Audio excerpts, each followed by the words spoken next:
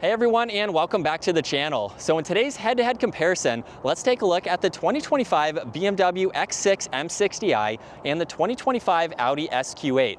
I've borrowed these from Audi Northlake and Hendrick BMW Northlake, so take a look at those links down in the description below, along with the full detailed reviews. If you want to see both of these models in greater details, you can take a look at those separate full review videos. So let's get right into it. Let's start off with the BMW. These have a starting MSRP just over $94,000 versus $97,000 for the Audi. Now in today's head-to-head comparison, the BMW is right around $113,000 versus $123,000 for the SQ8. These are the only two on the lot, so this is what we have for today's video. So we have a lot more options, but of course they can be similarly spec'd. Now let's start with the BMW. This is powered by a 4.4 liter twin turbo V8. It is pumping out 523 horsepower, 553 pound-feet of torque. It's paired to an 8-speed automatic, and that power is sent through the xDrive all-wheel drive system, where this model also has all-wheel steering. Now for the Audi, this is powered by a 4-liter twin-turbo V8, pumps out 500 horsepower, 568 pound-feet of torque. Paired to an 8-speed automatic, it sends that power through the Quattro all-wheel drive system, and this model also features all-wheel steering as well. Now for the BMW, this has a 0 to 60 time, 4.2 seconds, weighs in around 5,300 pounds, and you'll expect to see around 17 miles per gallon in the city and 22 out on the highway. For the Audi, 0 to 60 is 4 seconds. This weighs in around 5,200 pounds, and you'll expect to see around 15 miles per gallon in the city and 21 out on the highway. Now, these are also functional for towing as well. So if you opt to get the towing package, the Audi can tow up to 7,700 pounds. The BMW is going to tow around 7,200 pounds. So almost very similar, but very practical at the same time for being an SUV as well. So with all of those specs out of the way, let's take a look at the exterior styling differences. We'll start off with the BMW, where it has the classic kidney style design. This model has the forward-facing camera, there's parking sensors as well, distance pacing with that sensor in the lower section, and then everything is LED for the headlights, which have a nice dark housing to them. For the Audi, classic hexagonal design for the grille up front, same forward-facing camera. However, the sensors for the distance pacing are actually in the grille rather than in the lower section. There's a lot more gloss black for this model. Headlight housings are a little bit larger, but they are all LED, of course. And then the lower section has some larger inlets on the far corners versus being pushed more inwards and having these smaller ones on the outside there. So definitely a big difference.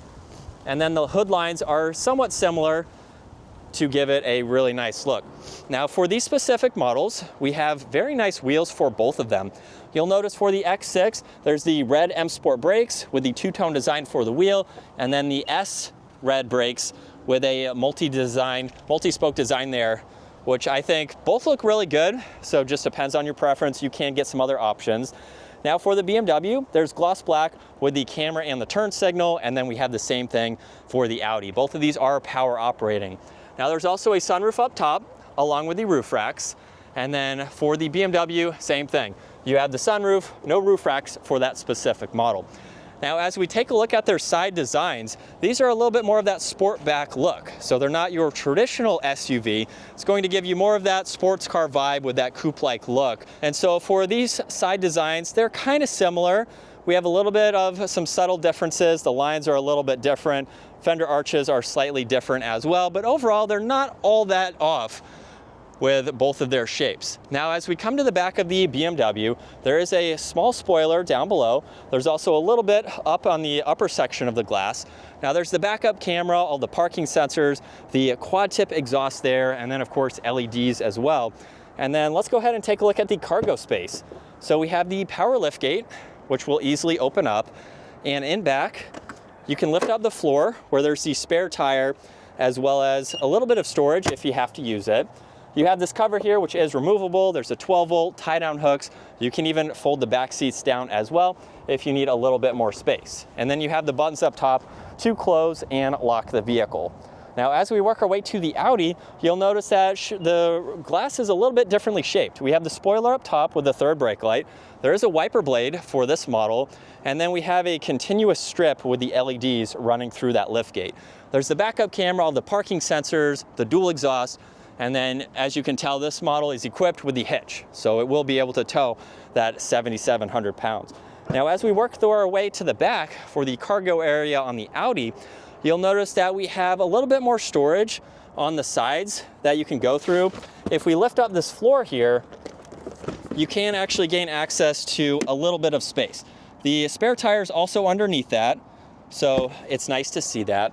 And you can even raise and lower the rear suspension. So if you need a little bit lower of a load height, you can do that. We have the cover here. You can fold down the back seats as well. So it looks to be fairly similar with the options that you get. Now let's work our way back to the BMW, where there's no proximity on the door handle here, but you can grab the front doors. You can set it up to where that will unlock the back, which is nice to see. Now for this model, there's the manual adjusting sunshade, Bowers & Wilkins for the audio, interior lighting, the wood trim there, and then a little bit of storage as well. And then interiors are going to vary, of course, depending on your preference. But we have storage pockets, we have an area to attach and charge tablets. These are even heated rear seats. All of your climate adjustments are nicely laid out. There's storage and auxiliaries down below. I have plenty of space at 5'10", and then also at my height, I have about a ½ inch or so between my head and the Alcantara headliner. So if you're any taller than me, it's going to be a little bit crammed. That's just with the overall design of these two models as well. Now right in the middle, you have the armrest along with some storage. You get cup holders in the front here just by pushing on this button. And then you can fold down that middle seat if you would like to. And here's a look at visibility from the back. So it's not all that bad considering we have these pillars here. But as we work our way to the Audi, you'll notice that we do have the proximity door handle, so you can lock and unlock it. Now for this model here, we have the pillarless door. There's the sunshade, which is automatic, so that is currently hidden at the moment. There's Alcantara leather, you have your window adjustments, a little bit of storage there, Bang & Olufsen. And then we do have a different design for the back seats here, along with having the red seat belts. And then hopping into the back here, we have storage nets. There's no attachments for any tablets in the back. There's also climates in the middle. You do have your LCD screen for your heated seats, temperature, all of your adjustments. There's auxiliaries down below. And then as far as legroom goes, it's not all that bad, but what you get in this is you can actually slide these seats forwards and backwards depending on the legroom that you need or the cargo space in the back. We do get a little bit more headroom between the Alcantara headliner here, and these seats do adjust. So you can recline them slightly, which you can't do in the BMW. Now, right in the middle, we have the armrest here where you have two cup holders hidden in it. You can fold down this middle seat as well. And then we do have one of the sunshades up at the moment, so at least you can see that up. And then the visibility is a little bit different. It looks like we have a larger window right there to see around that pillar. But let's work our way up front now. I'm going to go through this pretty quick since, again, I have the full reviews. But basically highlighting memory seating adjustments, power folding side mirrors, which are heated, trunk release down below, and you do get some storage. And then we have the automatic front seats here, where we also have the solid and perforated leather steering wheel. Now there's paddle shifters for this, and then we have tuning along with volume. You have Bluetooth and voice commands, a favorite button, and then on the left side, you can go through this information on the gauge cluster. So if we use the view button, you can push on that and bring up some of this information in a larger view. You can scroll through all of this here, which is very nice and helpful. And then you can even bring it up in full screen. So if you want to see the nav, you can still go through the rest of this information, and it's going to be a little bit larger or a little bit smaller, depending on what you would like to see. There's the cruise and distance pacing. You get storage down below. There's carbon fiber, your headlight adjustments, even a head-up display. Leather covers the entire dash here. And then underneath that, we have two screens. So your upper screen here is going to give you a good bit of information that you can scroll through. So you have all these widgets here, just depending on what you would like to see. And you have shortcuts on this left side to further get through this information. In the lower screen, this is basically all of your climates. You have your heated and ventilated seats, all of your temperature adjustments. You have parallel parking, engine start stop, garage door controls. You can shut that upper screen off, and you can even get into the rear climate adjustments as well as the heated steering wheel. So it's a really nice dual layout. You do have some shortcuts down below in order to get into the camera system, and you can pull up these views where we essentially have the 360 camera, and you can even click on that and then scroll around to get that view. There's parallel parking. You do have some standard safety features for the driving assistance. You get cup holders, We have the shifter here. So of course you can bring that up. You can also shift using the shifter itself, and then park is on the back.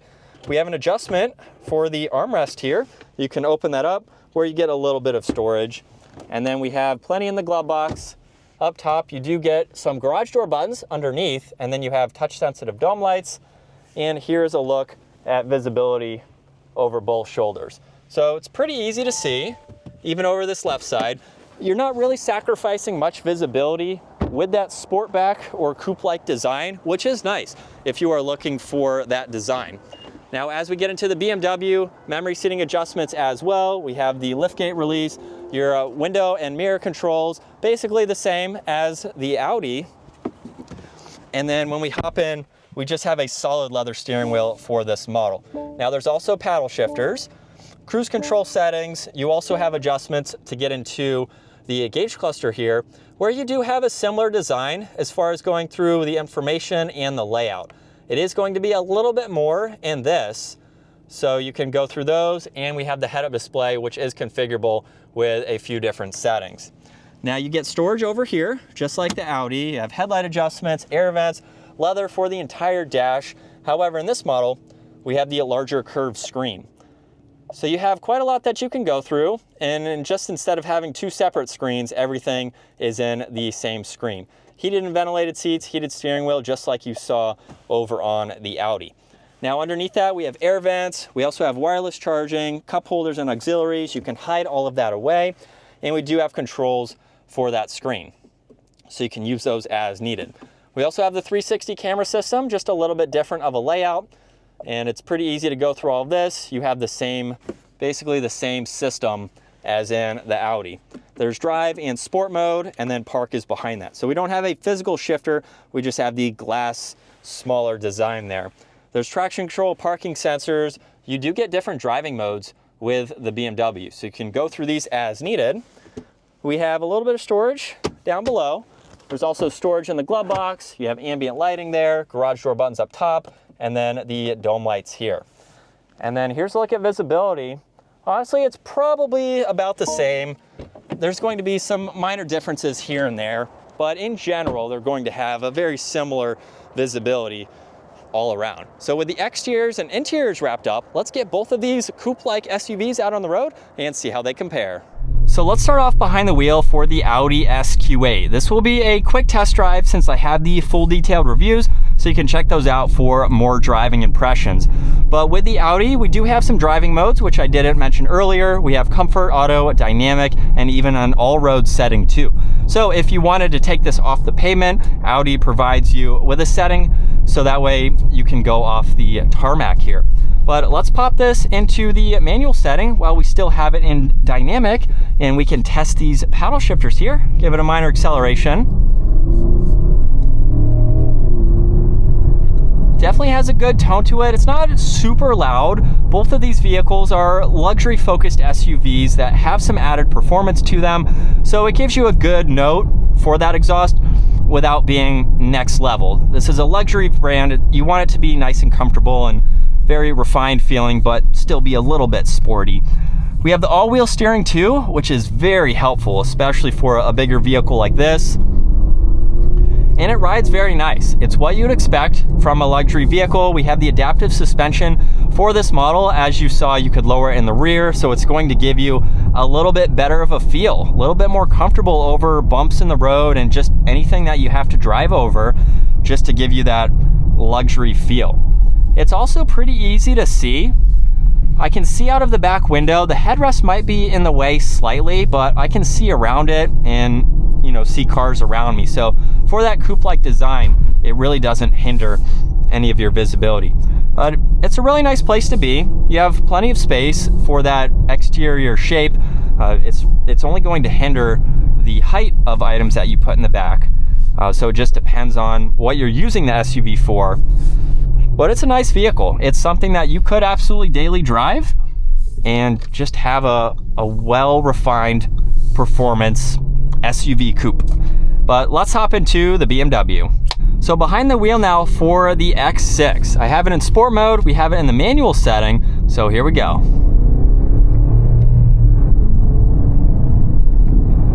And about the same for what I'm doing right now as far as the sound goes and the shifts.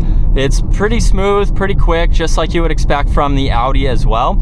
So not a whole lot of differences there. Both of these models do also have the automatic telescoping steering wheel, which is a luxury feature that I did not mention. We also have a very similar turning radius. I will say though, it's a little bit easier to see out of this. With the headrest in the middle, I have more of a view out of the back glass, but everything else is nearly identical as far as visibility goes. And then we just have a little bit different of a layout for the interior here. So it really just depends on which model you like and the options that you want to go with. As you saw, the Audi is more well equipped. It has the Prestige package as well. So it is a fully loaded SQ8. You do get a few more options that you can get with this BMW. So just depending on your preference. And as we get back up to speed, it rides very similar. We don't have the adaptive suspension for this model, so there's no settings for that, but that is something that is available. I have the adaptive suspension on my X5, and it rides very similar to the SQ8 with it. So really, you're not going to see much of a difference having the same suspension.